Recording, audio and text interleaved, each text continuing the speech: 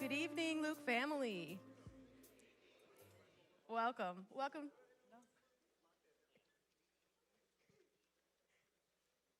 Try again. Good evening, Luke family and community guests. Thank you so much. My name is Adriana Ivory, and I have the privilege of serving as one of the leaders of the social justice ministry here at the Luke. One of the pillars at the Luke is social witness, and this ministry exists so that we can engage our members, the community, and the world through civic education, voter registration, awareness, and events like this one tonight. On behalf of our senior pastor and the entire social justice ministry, we want to thank all of you guys for coming out here tonight, and we hope that this is a wonderful evening for you.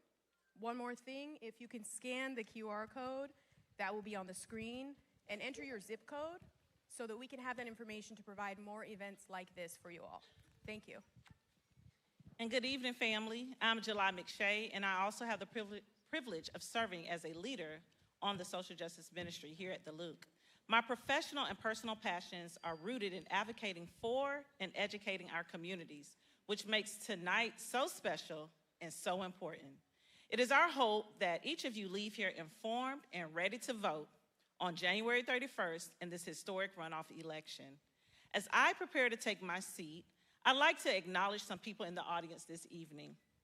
All current elected officials, current candidates, clergy members, and you, our community leaders, our voters. Thank you so much for coming out. And last but not least, let me introduce our visionary, the one whose passion for people creates space for moments like this. He's a pastor, theologian, community leader, and for 23 years, he has been the senior pastor of this amazing church. Please help me welcome Dr. Timothy Sloan.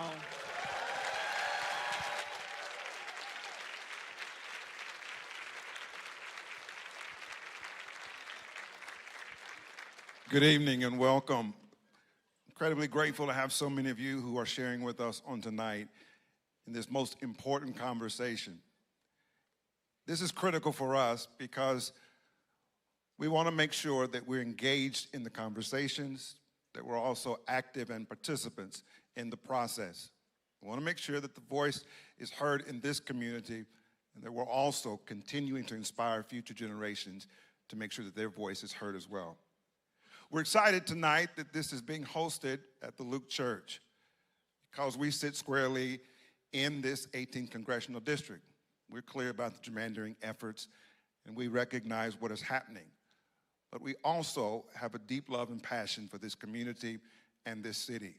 We're grateful for the continued leadership that has been exhibited in this continued district and the strength that it's developed. Tonight, we want to say thank you to some very special partners. We're grateful for certainly our social justice ministry that has established tonight, that has led us in these efforts. But we're also grateful for Radio 1, who has come along as a partner tonight and helped to share this conversation. We're grateful to the Houston Lawyers Association and their participation in this effort. And then to the Houston Voting Initiative. Grateful to them for being a part of this effort on tonight. And to each of you, thank you for sharing.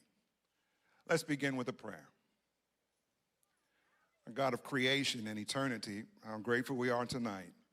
Privileged that we sit in this space. We're offered this opportunity and we get a chance to be a part of this conversation. We pray for clarity and we pray for access and we pray that you continue to help us to see ourselves a part of the process. Let everything bring you honor. It is because of your love for all of us, we pray. Amen. Tonight is my privilege to introduce our moderator. How grateful we are for this voice and this individual who's brought us both laughter and information. Tonight, our moderator, DeLon Dillard. He's the co-anchor of the Houston Morning Show on Fox 26, airing weekdays from 7 a.m. to 10 a.m. He joined the station in December of 2023 after earning 2 Emmy Awards during his tenure as evening anchor and reporter at the WEWS in Cleveland. We're grateful because he brings incredible journalistic integrity, instinct, and heart for the community. Tonight, ladies and gentlemen, please help me to welcome this proud Michigan native, Mr. DeLon Dillard.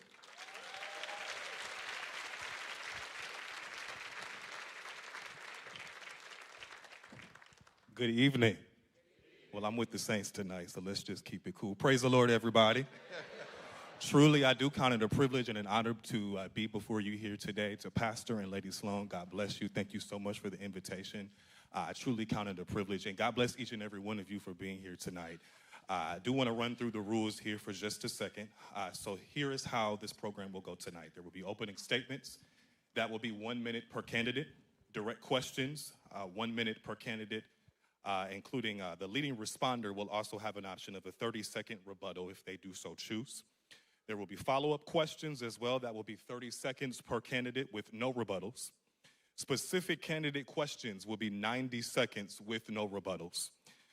There was a lightning round that has since been removed, and the audience, you will have the chance to applaud as long as you remain respectful. Elbow your neighbor and say, keep it cute, keep it respectful. No boos or heckling tonight, but feel free to clap if you do agree, as many of you all do right here in this sanctuary as well. So it is my honor and privilege now to introduce our candidates tonight. I want to bring to the stage first Miss Amanda Edwards, former Houston City Councilwoman.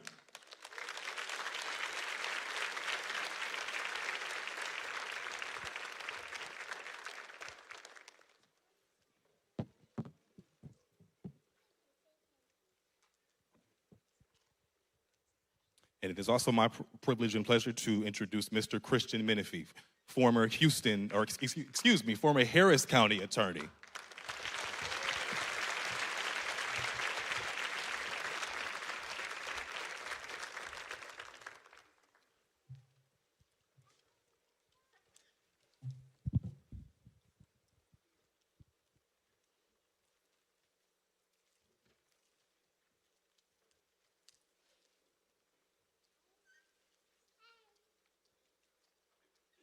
All right, timing, ready? Candidates, you are ready tonight? Okay. We will begin with opening statements, and Ms. Edwards, you have the first opening statement. You have 60 seconds. Good evening. My name is Amanda Edwards, and I'm your former at-large Houston City Council member, now running to be the next Congresswoman for the 18th Congressional District. We are in a fight of our lifetime, and never in my lifetime have I seen a president who has fought against the rule of law, health care, education, economic stability in the way that this president has.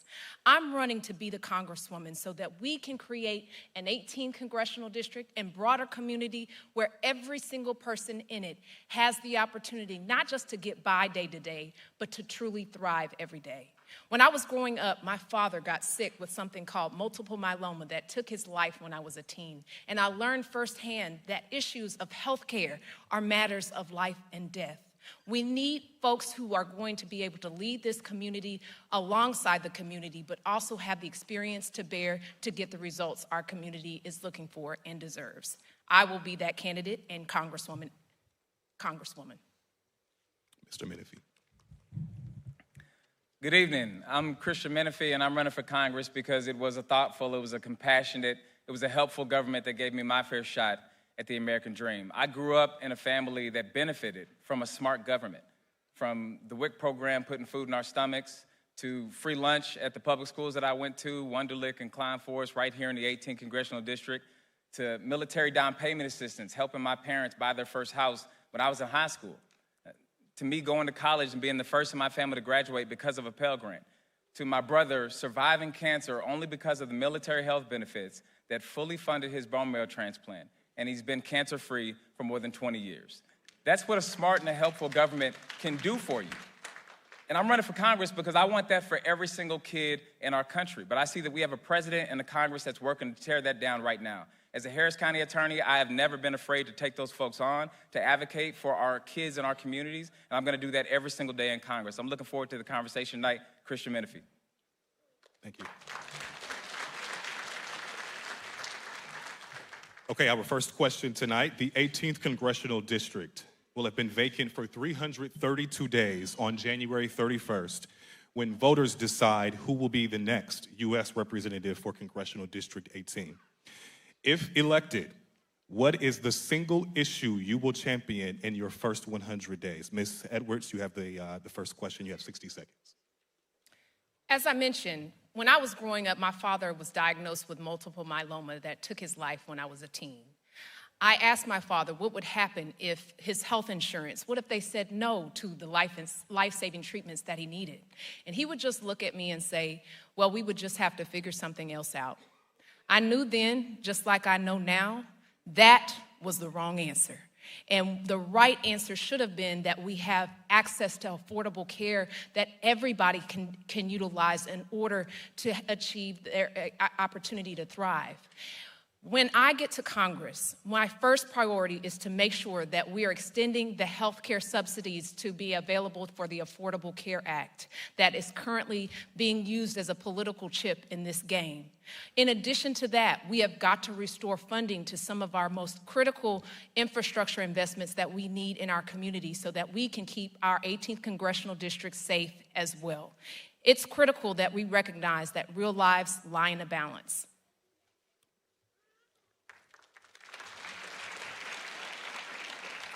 Mr. Menifee. I remember very vividly talking to the Congresswoman, and she told me that it was nice to be on the cameras, it was nice to be in front of the bright lights, but the real work of Congress was done in the communities, getting people the resources they need every single day on the streets. So in respect to the late Congresswoman, in my first 100 days, I'm gonna be outside. We're gonna make sure that the 18th Congressional District is providing services to our residents. If you're having trouble getting your Social Security payment, come to the district office and we're gonna take care of you.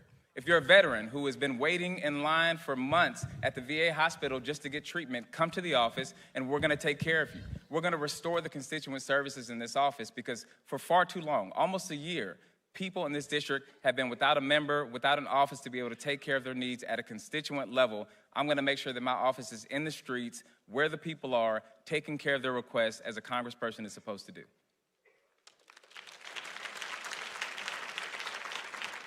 Ms. Edwards, you have 30 seconds for a rebuttal if you would like to respond.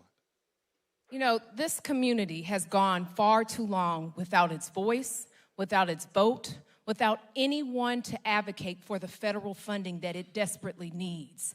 When I get to Congress, I will also focus my attention on bringing home the bacon, the resources that our community deserves.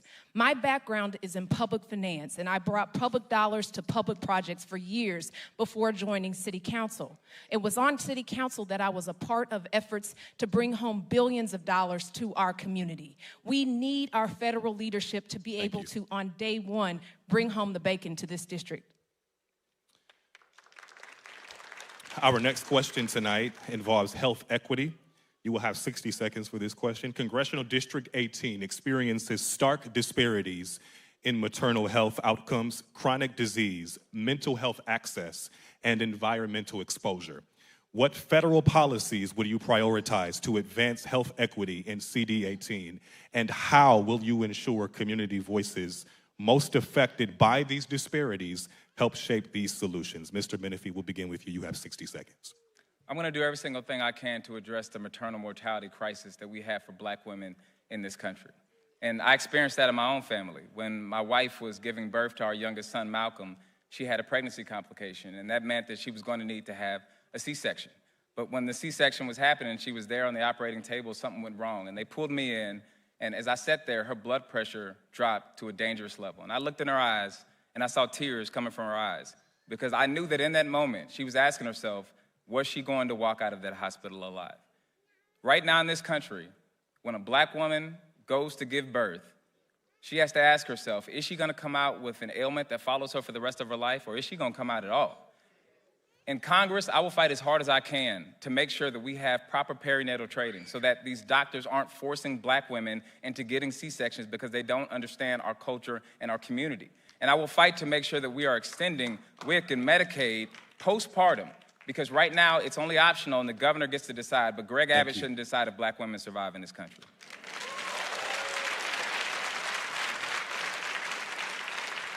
Ms. Edwards. Harris County is home to the world's largest medical center. Yet and still, we're also home to the highest number of Black maternal deaths in the nation. That is unacceptable.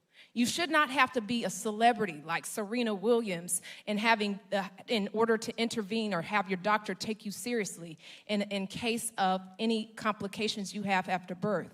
Yet and still, that is what the plight of Black women has become in our community. As a Black woman, I have experienced and know that sometimes we don't have our concerns taken as seriously as others might. And we've got to put the funding and the resources behind doing something about it. That's why when I go to Congress, I will be supporting what was sponsored by Lauren Underwood, the congressional member who sponsored the Omnibus bill, which will also provide resources to begin to reduce disparities when it comes to Black maternal mortality that we face here in our community. Thank you.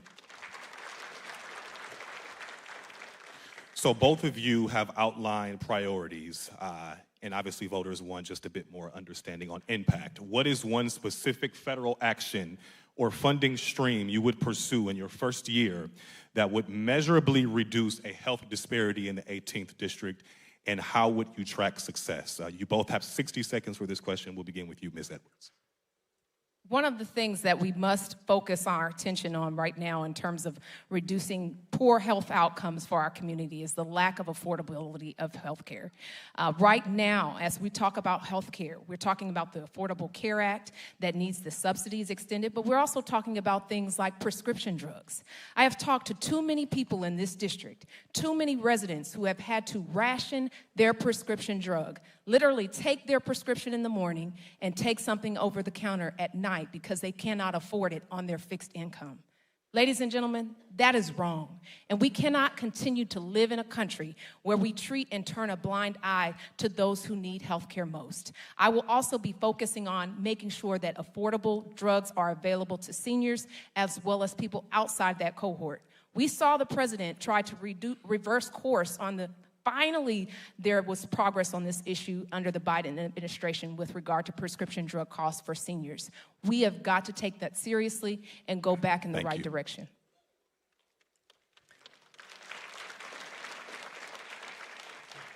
Mr. Menifee. I'm going to champion universal health care. When I was growing up and my brother was battling cancer, I can remember the times of being in a hallway at a hospital and a family was having to ask themselves how they were going to pay for their baby's next chemo treatment, how they were going to ensure that their family member could get radiation. And because my parents had TRICARE insurance, this is military-issued insurance, it covered the co-pays, it covered my brother's chemo, his radiation, and ultimately the bone marrow transplant that saved his life. I believe that health care is a human right. And not a single person in this country should have to choose between putting food on the table and making sure that they get life-saving treatment. Not a single person in this country should have to choose between paying the rent and getting the medicine that's going to save their life. There are countries all across the globe that have lots of smart people that have figured out how to do universal health care. But somehow in this country, we haven't been able to do it. I would argue to you that it's because these for-profit healthcare companies are racking up billions of dollars in profit on the backs of sick people. You send me to Congress, I'm going to fight back against them and push for universal health care.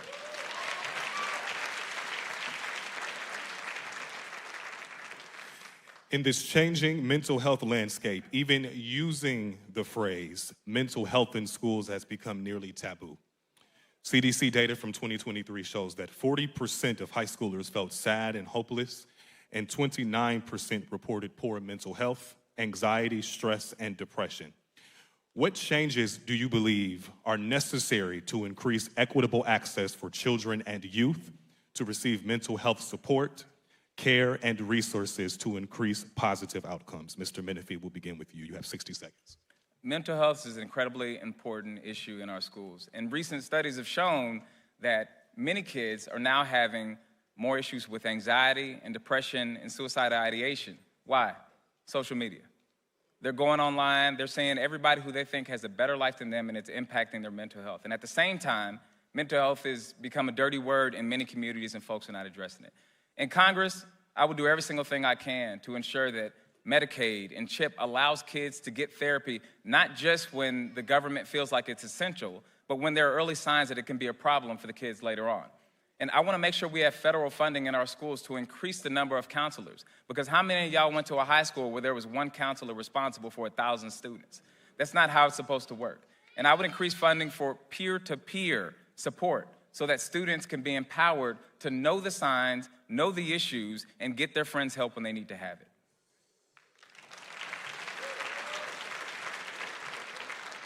Ms. Edwards. Just a few years ago, I had the opportunity to advocate in Humble ISD to make sure that one of the school-based health clinics, the school-based health clinic for the district, was not going to be shut down due to politics. It was my honor to fight that fight because those children needed somebody to stand in the gap for them. There are too many of our kids who are falling victim to suicide, who are falling victim to anxiety, who are falling victim to a wide array of things that are untreated because they don't get the preventative care at the baseline level through primary care providers. I will make sure that we are providing federal support to ensure that there are more school-based health clinics there to intervene. In addition, we also need to make sure that health care coverage recognizes that mental health is health care. And instead of that being treated as some isolated or separate event, it is not. It is part of wholeness and wellness of every child.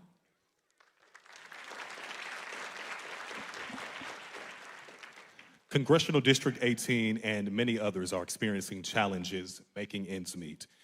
What is the single most effective action you believe Congress should take to reduce costs for families and why? Ms. Edwards, we'll start with you. You have 60 seconds. One of the things that we hear when we heard President Trump talk about when he was candidate Trump was that he wanted to lower the price of groceries and he wanted to make living more affordable. Suddenly, after he takes office, he has forgotten about the price of eggs, the price of groceries, and the day-to-day struggle that so many Americans endure. One of the key pieces of this is making sure that we are reducing inflation, and I will be behind and supportive of legislation that, in fact, does that. We cannot continue to have a nation where people are working several jobs and still not able to make ends meet. We have to have a nation that allows people to afford not only access to their day-to-day groceries, but housing, and health care, and other basic necessities. That is going to be crucial, and I will be supportive of measures across a broad spectrum to get that done. Mr. Menifee. President Trump admitted to us that his tariffs were going to make life more expensive for us. And he told Americans to just get over it. The very first thing I want to do in office is abolish the Trump tariffs. Get rid of them so that we can cut costs. But I want to be clear, the problem here is bigger than just Donald Trump. There used to be a time in this country where you could work 40 hours a week. You could get the house, the 2 cars. You could send your kids off to do better than you did. You could retire with dignity at a reasonable age, and you could even have a little money in the bank account to have a good time on a Friday night. But right now, we see that people are working multiple jobs. They're retiring much later. They're not able to send their kids off to college. And the reason is because over the past 50 years, we've helped make billionaires richer while doing virtually nothing for working people.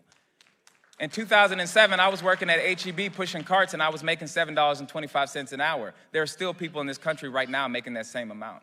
I want to increase the minimum wage to $15 an hour. I want down payment assistance for working people. And I want to increase the number of tax credits for working people instead of the billionaire class. Ms. Edwards, would you like to respond to that? You have 30 seconds, if so. No response. This next question. Congressional District 18 is home to some of the most impacted frontline communities who are plagued with increasing cancer and asthma rates and industries whose impacts span the entire Gulf Coast. How will you foster the industries on which we rely while making sure that our communities are both heard and protected? Mr. Menifee, we'll begin with you. You have 60 seconds. We have to be unapologetically prepared to stand up to these companies that are polluting in our communities. The most important endorsement that I got in this race was a woman by the name of LaTanya Payne. Back before there were any cameras, when nobody was running for Congress, I was sitting in her kitchen, and she was telling me about how her 15-year-old son had passed away from cancer because they lived right by creosote wood facility, and folks had been contaminated, and he passed away. She walked me down that block and pointed me to houses. She said, in that house, there were 2 people who died from cancer. In that house, there were 3 people who died from cancer.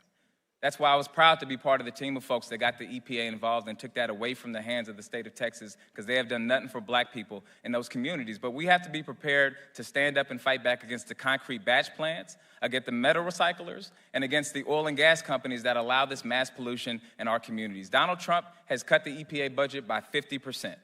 My number one goal is to restore that funding so that they can get their butts back in these black communities and take care of our people.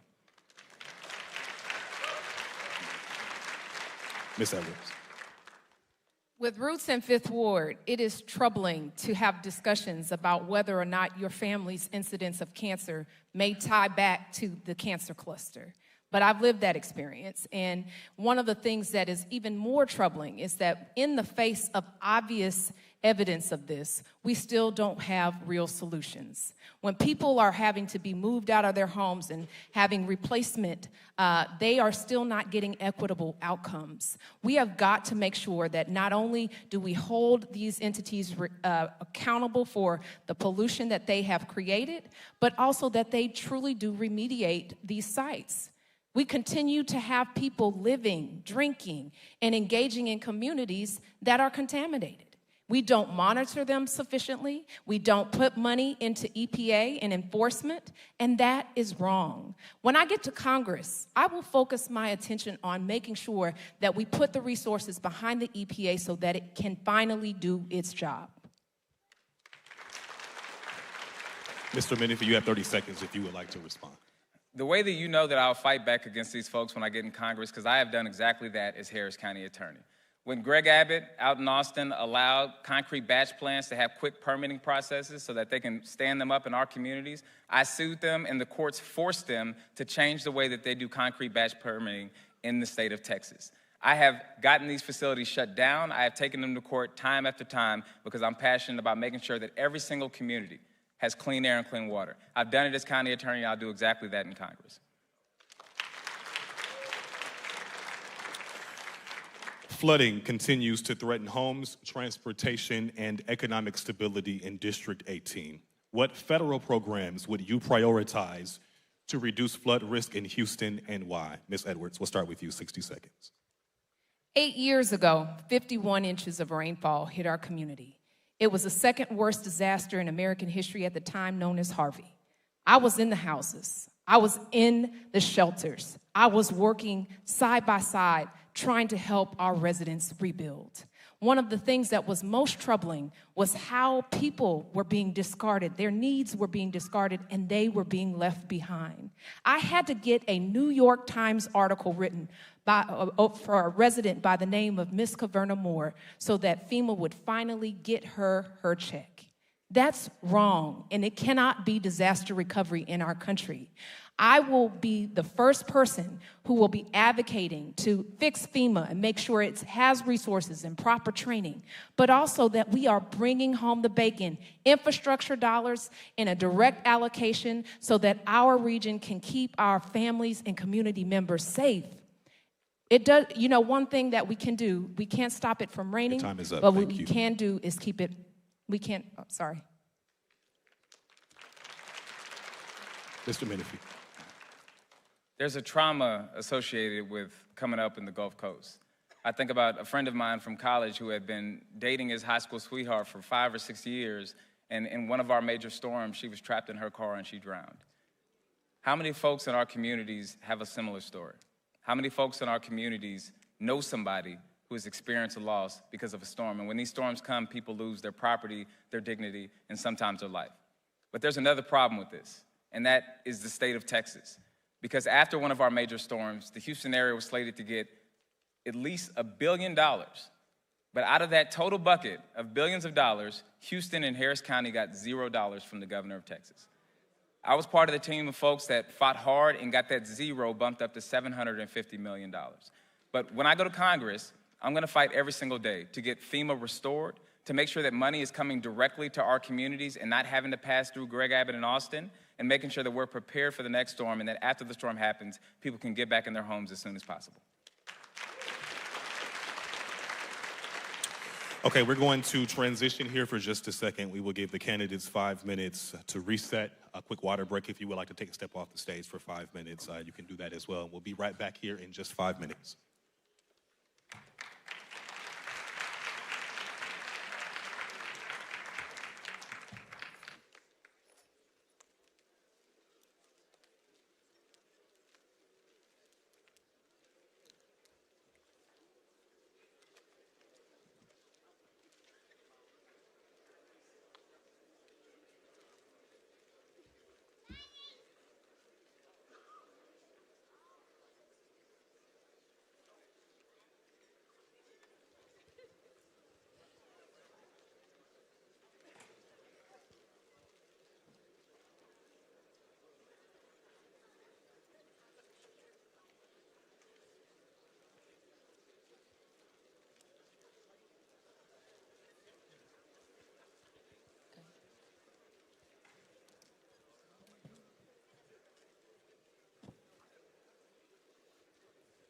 Hello, everyone. I'm Minister Shay Falcon. I am one of the co-leaders of the social justice ministry here at the Luke Church.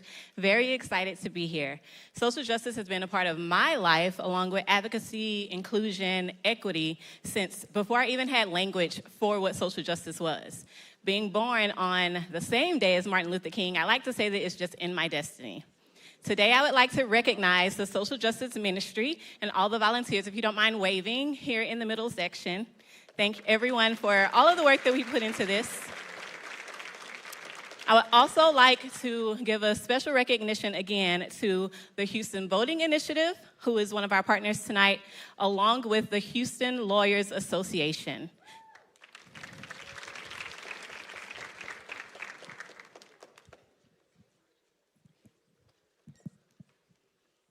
Good evening, everyone.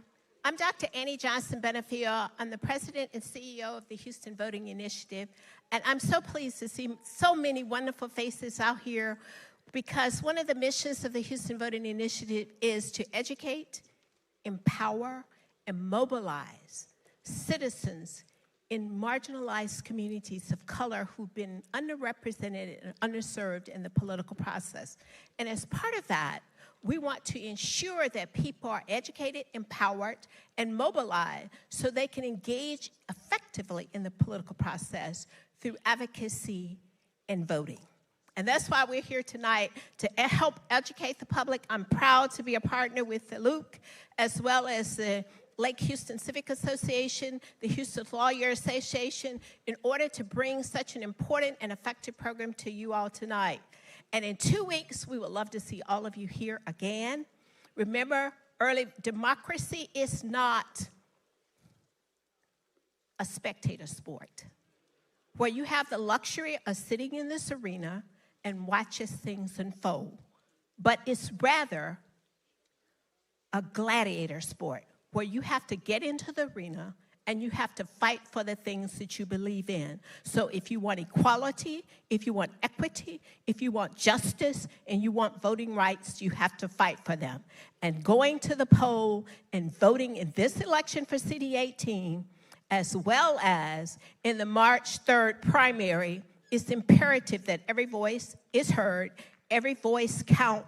So let's get out there and do what we're supposed to do. Our ancestors did not give up, did not survive the tragedies of the transatlantic voyage in order for us to stand on the sideline and do nothing. So come on, the Luke and all of the people in the greater community, let's get out there and show them who we are and what we are about. Thank you.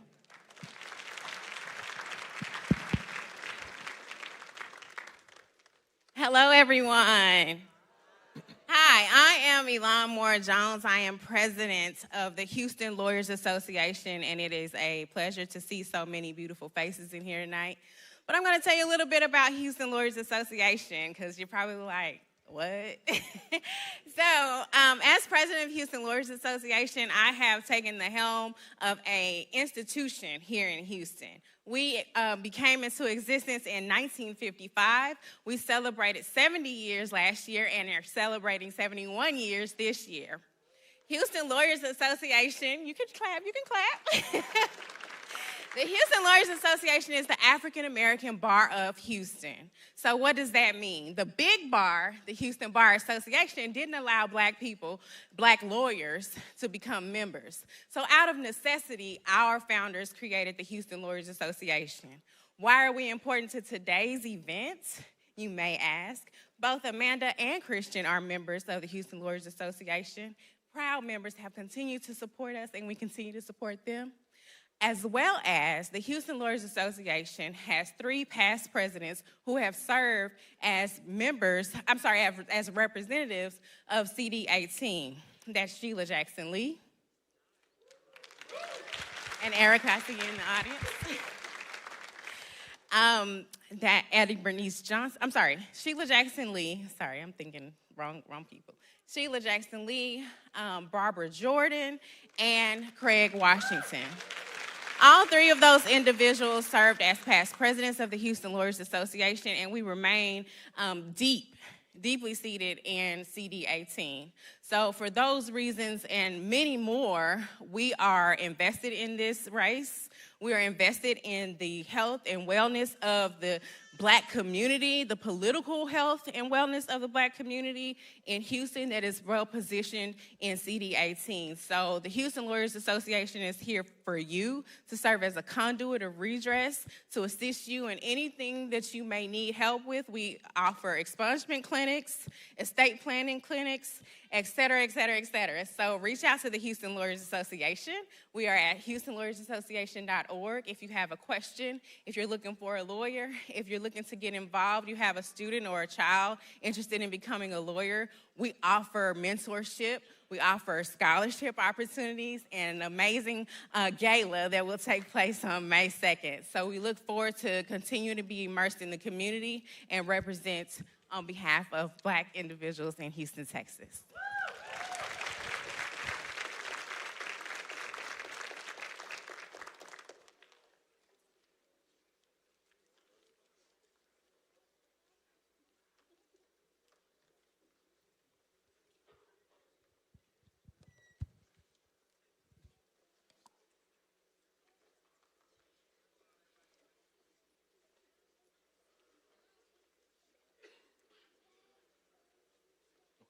All right, we will bring our candidates back to the stage here now. You can give them a round of applause as they enter back to the stage.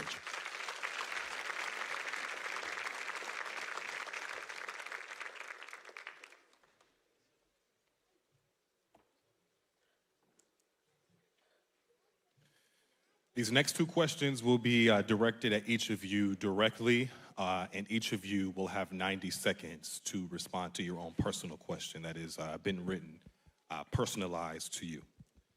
This first question, again, 90 seconds as a response, is to Ms. Edwards.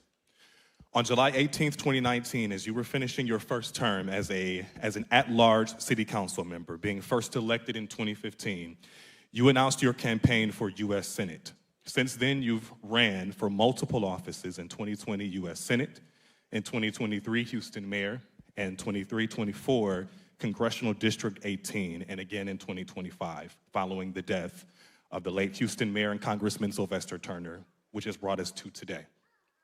What do you say to voters who are critical of you being in these numerous races and who are concerned about your commitment to serve them as their dedicated U.S. representative? You have 90 seconds. Thank you for the question. My commitment to serving the residents of this 18th Congressional District has remained steadfast. One of the things that I did on this journey after serving as an at-large Houston City Council member, I had the opportunity to run for mayor of Houston. When that was happening, and at that time, Congresswoman Sheila Jackson Lee decided that she would run for mayor herself. So I decided to pivot into the 18th Congressional District race in Juneteenth of 2023. It was then that I engaged residents on federal issues like healthcare, economic opportunity, and the like, and really remained committed to serving their needs, whether I was elected or not. I had left City Council by that point and even formed a nonprofit organization to continue to serve the needs of our residents, build housing, assist our most vulnerable seniors who had been left behind after the storm. After, of course, Congresswoman Sheila Jackson Lee decided to file for the 18th Congressional District seat and won the primary, she then unfortunately passed away. And after her passage, we had a precinct chair selection process in which Congressman Turner was selected by 4 votes. I continued to serve, and even in his untimely passing, I continued to serve this district, and I will continue to do so. Some of the folks that we herald the most in our community have been those who are unwilling to take no for an answer and who are committed to serving this community, and that's one of me. That's what I represent.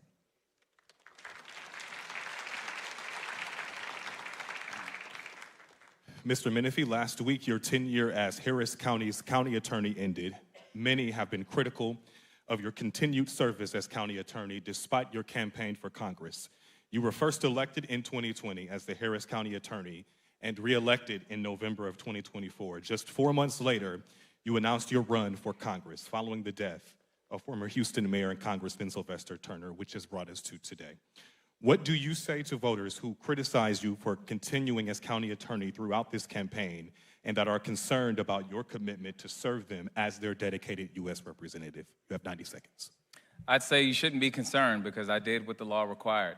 When I announced my campaign for Congress, I resigned, and that's what the law says that you have to do. But the law also says that you have to continue doing the job. You cannot walk off on the job. You have to continue doing it until Commissioner's Court replaces you. And that's exactly what I did. I ran an office of 300 people, and over the past 12 months, we've been able to get a whole lot done for the people of Harris County. When deed fraudsters and scammers were going after elderly Black and brown people in our communities and stealing their homes out from under them, we sued them in the past 12 months and got more than 40 people their home ownership rightfully back to them. In the past 12 months, when Donald Trump tried to cut $20 million in health care programs, we sued him and every single dollar was restored. When Donald Trump laid off federal employees, I'm talking about hundreds of thousands of folks across this country, I took them to court in the past 12 months, and we were able to get those layoffs delayed by a couple of months. I've been doing the job.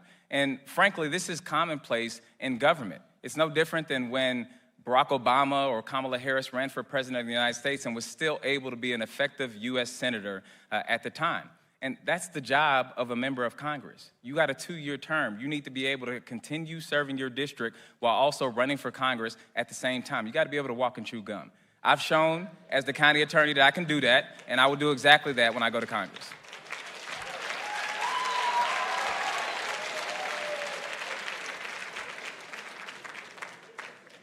These next 2 questions, you will have a 60-second response. Criminal justice reform remains a major concern for communities in CD18. If elected, what guiding principles would shape your approach to reforming the federal criminal justice system? Mr. Menifee, we'll begin with you, 60 seconds.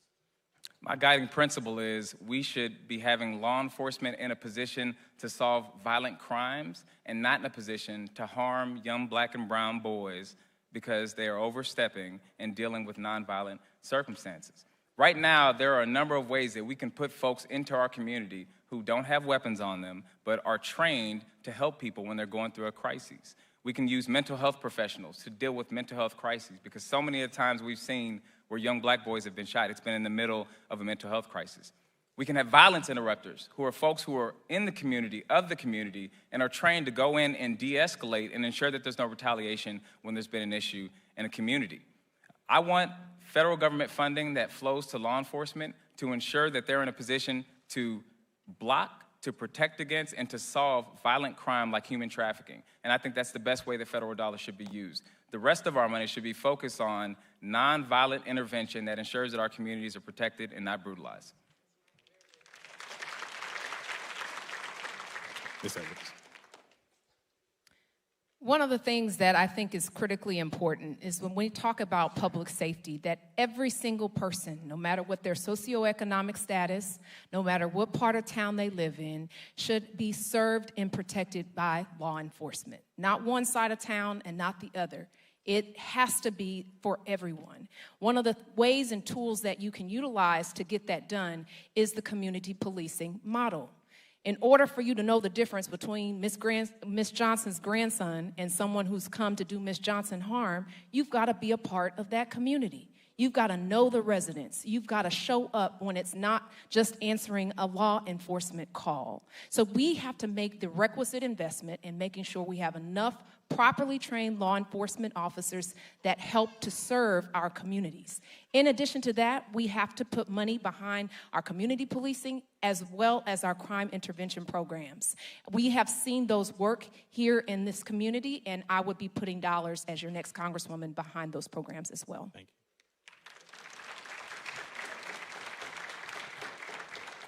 Trust in democratic institutions depends on fair and accessible elections. On this past Friday, Texas sent the complete list of registered voters to the Trump administration. What specific actions would you support in Congress to protect voting access, combat voter suppression, and ensure that all eligible residents of CD18 can participate fully in the electoral process? Ms. Edwards, we'll begin with you, 60 seconds. You know, the residents of this district have lived the nightmare, is what I'll call it, of having no voice, no vote, no representation. You know the saying, no taxation without representation? Apparently that doesn't apply in the 18th Congressional District. And unfortunately, we are seeing our rights, our civil rights, our voting rights being eroded. Pre-clearance went away. When I get to Congress, I will focus on restoring things like pre-clearance, for example, with the Voting Rights Act, John Lewis Voting Rights Act, because we have got to move in the right direction when it comes to the fundamental right to vote for our people. We know why the Trump administration, why Governor Abbott has taken the liberty to try to take our vote away, because that is going to be access to our freedom. And so I will fight tooth and nail to make sure that our voting rights are restored and that our information and privacy can be protected.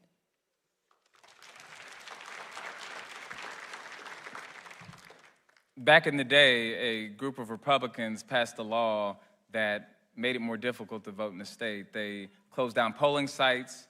They ended precinct voting in certain places. They made it more difficult to vote by mail. And a court ruled and said that that party had, and this is a direct quote, targeted African Americans with almost surgical precision. That wasn't in the 1960s. That was in 2016. Right now in our country, you have a set of folks who are working as hard as they can to make it more difficult for people who look a certain way and think a certain way to vote. I know because I've done the work right here in Harris County. When Ken Paxton, our Attorney General, came out here and tried to get more than 2,000 legally cast ballots thrown out, I took him to court, beat him, and every single one of those votes was restored. When they came after our county clerk, Tanisha Hudspeth, a black woman who was doing fantastic at her job, I stood in defense and protection of her every single time at the county. When I get to Congress, I'm gonna fight as hard as I can to pass the Freedom to Vote Act because I believe in online voter registration. I believe it should be easy to vote by mail, and I believe access should be open for everybody. So beyond voting, beyond supporting voting rights legislation, how would you use your role as a member of Congress to educate, engage, and mobilize voters in CD18 between election cycles? Mr. Menifee, we'll start with you. 30 seconds for this. It's about taking no days off when it comes to getting people to turn out and vote. And that's exactly what I've done. I first got involved in politics back in 2016 because Donald Trump won the Republican primary, and I said, what is going on with this country? But since that time, every single cycle, I've done every single thing I can to help folks who see the world the same way as me get elected. From going out to Dallas and helping Jasmine Crockett campaign for her congressional race to making sure that Dexter McCoy got elected here in Fort Bend County. It's about showing up even when you're not on the ballot. I've done that as county attorney. I'll do that in Congress. Ms. Edwards. We have a non-voting problem in our community. And when Karl Rove realized that the Republicans did, they brought together the evangelicals and put them together with the conservatives. Well, in our case, our non-voting problem stems from the fact that people don't believe that it makes a difference or not whether they vote. We have got to begin putting people into office who don't just make promises that they don't keep, but instead they actually make good on the promises that they make on these campaign trails. It does you no good just for us to give campaign speeches if it's not accompanied by a track record of service. Thank you. Here's another voting question for you. If federal voting rights protections face legal or political barriers, as they have in some ways in the past, what alternative strategies would you pursue to safeguard access and participation for the 18th Congressional District and voters? Ms. Edwards, we'll begin with you. You know, I hear people talk about how scary this moment is, and in fact, it is. And it's a moment where we haven't had a lot of power. But this is also a call to action. Back in the civil rights movement, they weren't in power at every turn. They had a legislative strategy, they had a litigation strategy, and they had an activism strategy and clarity of purpose, mission. Where are we going? We ought to embark upon that same type of journey and make sure that we are supporting organizations like the NAACP, LDF, and others that can advocate on our behalf. If you can't get it done in Congress, then you got to get it done at the state level. Right now, all of the problems we're seeing with voting in the state of Texas is because of the same political party. It's only one political party that runs the governor's mansion, the attorney general's office, the Texas Supreme Court, the Texas House of Representatives, the Texas Senate. Until we have a government in the state of Texas that is representative of the people, all the people, including the ones who are sitting in this room, we're going to continue to see those issues. I will work as hard as I can, not just as a member of Congress, but as a partner in flipping the state of Texas so that it's not all the same party running things into the ground. Thank you.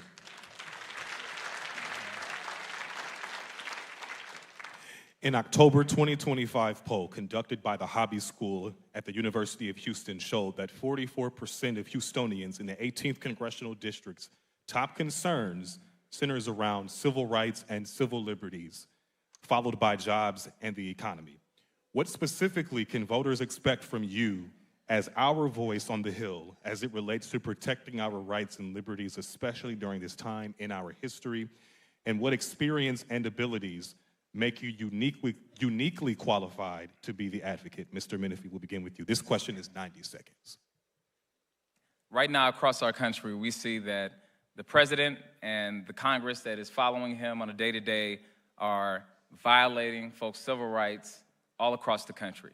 Whether it be protesters who are just trying to stand up for black folk and find themselves getting shot with beanbag shotguns, or whether it be a woman who just last week was shot in the face by an ICE agent, murdered in cold blood for everybody to see, all because she was leaving a protesting site. As a member of Congress, I'm going to work as hard as I can to investigate this presidential administration. In 2026, Democrats will win the House back. I can guarantee you that. And when that happens, it is time for investigations. I've talked a lot on the campaign trail to people about how it's the job of a congressman to make laws. That is one part of the job. But another part of the job is the investigative powers that come from House committees. And so when it's time for the hearings to begin, I will be eager, as a former lawyer who stood up in court, who cross-examined CEOs of large companies. I don't care if you're in the governor's mansion, if you're in a corporate boardroom, if you're in the White House. If you have done wrong by my community, you're going to have to see me in those hearings. And so I look forward to standing up for the American people and holding the Trump administration accountable for how they have violated our rights.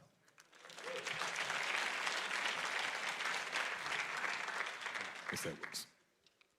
Our civil rights are being violated because our congressional office and our legislative branch, our judiciary, our executive have all blended together and now, of course, acquiescing to President Trump. We have got to separate those branches of government again, hold the executive branch accountable to the abuses of power through the forms of executive orders and otherwise. And part of doing that means standing up and making sure that we hold them into account with hearings, in addition to making sure we are passing policies that work for people. When I was on city council, I had the opportunity to work on the issue of a black economic opportunity. And in particular, I remember us bragging about how Houston was the most diverse city in the nation. And I said, what good is it to be the most diverse if we're not solving the challenges that our diverse communities face? And so we started a task force, we got to work, and we saw disparities that were embarrassing.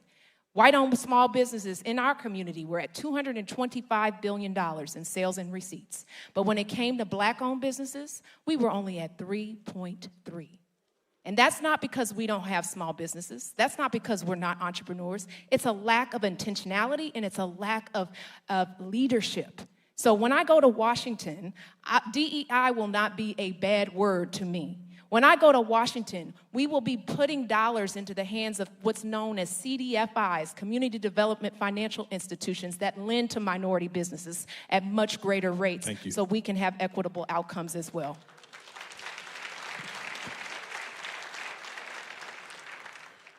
We will transition now to closing remarks. Each of you will have 90 seconds for that. And Ms. Edwards, we will begin with you. 90 seconds. As I mentioned, I was on the ground when Harvey struck, and we mobilized hundreds of volunteers. We went door to door to check on some of my most vulnerable residents who were in need. And I'll never forget when I would step foot on those doorsteps, the first thing they'd ask me is, "What are you doing here?" I explained to them, "I'm your city council member. I'm here to help." And then they'd look at me and say, "Well, wait a minute. Is it time for a re-election already?" We have conditioned our community to believe that the only time that we're going to show up, The only time that we're going to know your name, the only time we're going to know your issues is when we need something from you, as opposed to just being there to do our jobs. That is representative of a democracy that isn't working well for people. And I will be the type of leader, the type of congresswoman that doesn't just show up around campaign season, but delivers the results that our community deserves and needs to see. We need to put someone in place that has a track record of delivering services, that has a track record of providing policy solutions, that has a track record of bringing home the resources that our community needs. I've built housing. I've created jobs. I have secured funding, and I will do the same as your next Congresswoman.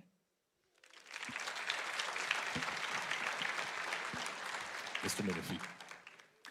The commitment you have for me is that when I go to Congress, every single day, I'm going to fight with everything within me to protect our communities, to hold the Trump administration accountable, and to make this district one of the best places to live and raise a family in all of the state of Texas. Look, I've done the work. As county attorney, I took on fights that other folks were not trying to take on.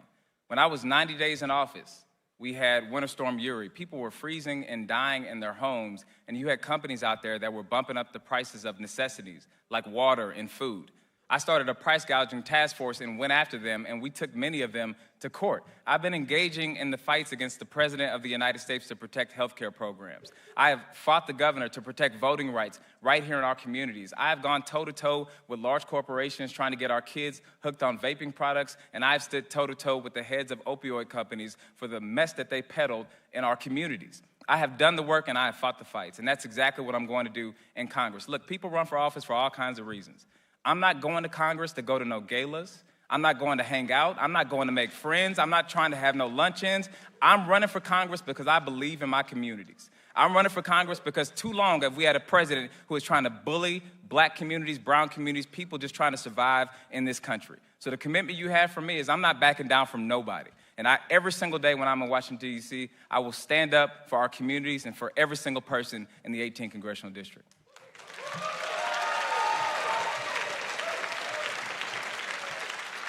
All right, put your hands together for both of our candidates tonight.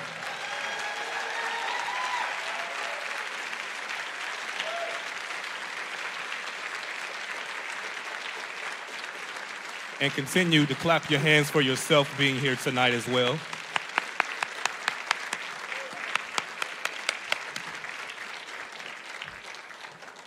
Ladies and gentlemen, thank you again for being here tonight for this incredible debate. We are grateful for these two incredible leaders, and I think that this district will be in good hands. I want to take a moment to acknowledge tonight one of our former 18th Congressional District leaders, Ms. Erica Lee Carter, who is with us on tonight. Again, to each of the candidates, thank you so much for your willingness to participate, to be here tonight. To our moderator, DeLon Dillard, would you help me to celebrate him?